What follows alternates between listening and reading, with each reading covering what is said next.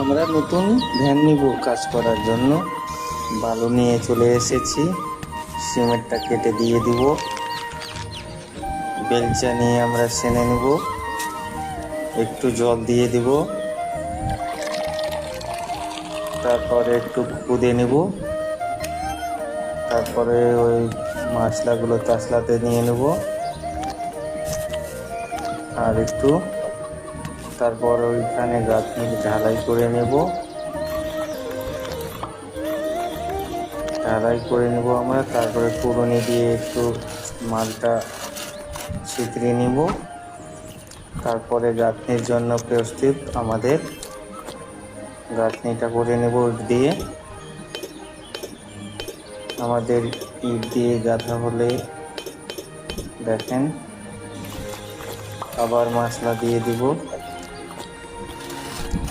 আবার গাঁথনি করে নেব ছোট করে, আবার গাঁথনি, আবার গাঁথনি, আবার মশলা দিয়ে দিব, আবার গাঁথনি করে নেব,